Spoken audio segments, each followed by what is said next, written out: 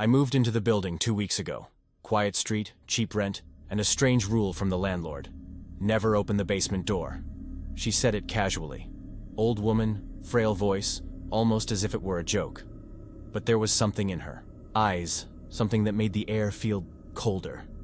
Still, I didn't ask questions. I took the keys. One of them was rusty, old, and clearly unused. I figured it must belong to that forbidden basement door. The first few nights were quiet, but then I started hearing noises. Not the usual creaks of an old building. No. Whispers. Soft, at first barely there, like a breath behind the wall. But then louder. Sometimes laughter. Sometimes crying. One night I put my ear to the floor, and I swear, I heard someone call my name. I tried to ignore it. Told myself it was plumbing, dreams, maybe I was just stressed. But deep down, I knew better. I asked the neighbor across the hall, Mr. Hadley. He went pale. "Don't ask questions you don't want the answers to," he muttered, then shut his door. The next night, I found a note slipped under my door. Yellowed paper, faded ink, only 4 words. They never really left. That was it. I had to know. So at 3:12 a.m., I took the rusty key and walked downstairs. The air grew colder with each step. The hallway lights flickered. The basement door loomed ahead, tall and ancient, like it didn't belong to this time. Turned the key. It clicked, and the door opened on its own. The smell hit me first. Damp earth, mold, something else, like old blood. It wasn't just a basement, it was a tunnel. The walls were lined with scratches, long, deep claw marks, and there were candles, freshly burned. But no wind had ever put them out. I stepped in.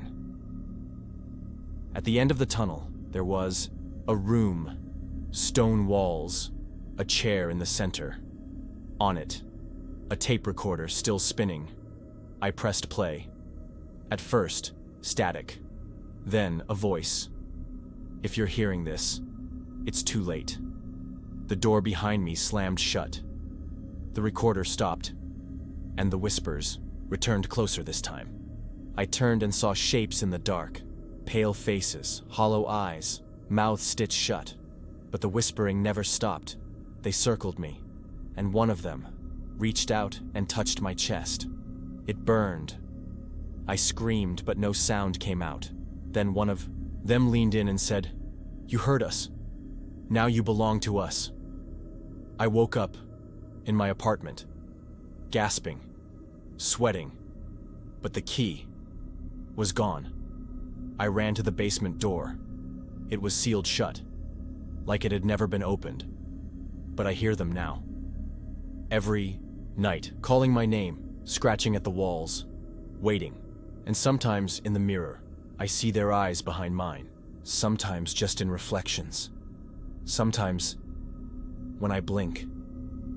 They're always watching, always whispering. But last night, I saw something else.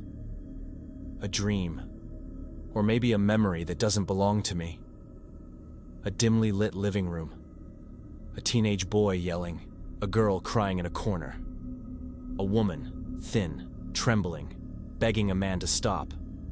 And him, towering over them. Their father. His eyes were hollow, his mouth twisted in rage. He wasn't just angry, he was possessed by something far darker. He dragged them down to the basement, and the door shut. What happened after was muffled, screams, crashing, then silence. They were never seen again. And now, they whisper through me. I started researching. Old newspapers, police reports, the landlord's name, and I found it. Family of 4 vanishes without a trace, 1987. The father's name was Richard Blackwell, the same name carved faintly into the underside of the basement. Door, the same name that now echoes in my ears when I try to sleep. I thought I was just curious. Now I know better. I was chosen. I don't just hear them anymore. I feel them. At night, my hands move before my mind does. I speak in a voice that isn't mine. Sometimes I wake up standing at the basement door, key in hand. But here's the worst part. The door is still locked from the inside, and I think I'm not the only one they're trying to reach. They're trying to get out, and through me, they will. They weren't buried. They were trapped. And now, I'm the key.